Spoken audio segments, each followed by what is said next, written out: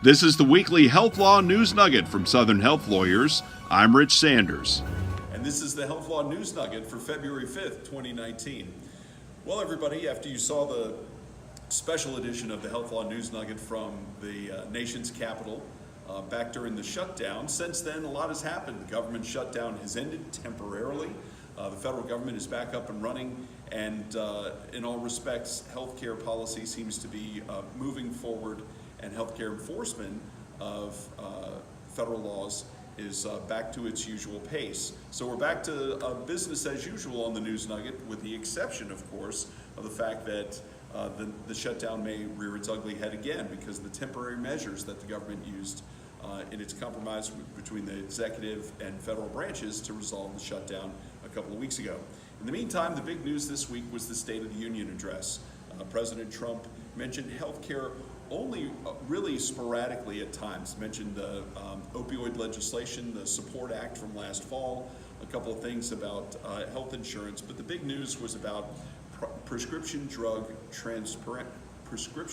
price transparency and federal law that he anticipates there. Now, for normal watchers, regular watchers of the News Nugget, this is not a new topic. The administration, at various points in 2018, adopted or proposed rules that related to prescription drug price transparency. So the main reason that's important from the State of the Union is that the President's going to maintain the administration's focus on drug price transparency and continue to make that a priority going forward.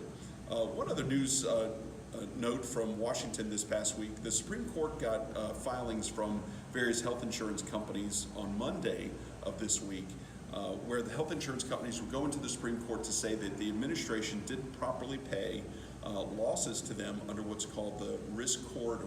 Basically, the PACA, the health reform law from 2010, said that if a health insurance company is operating on the exchange at a loss, then it can apply to the federal government for basically a subsidy. That program is called the risk corridor, and the Trump administration in 2017 and 18 withheld funding for the risk corridor to the tune, these health insurance companies say, of over $10 billion. So it'll be interesting to see how the Supreme Court rules after seeing these pleadings this week. So back to another great week of busy healthcare law news and politics. I'm Rich Sanders with Southern Health Lawyers. Thanks for watching. We'll talk to you next week.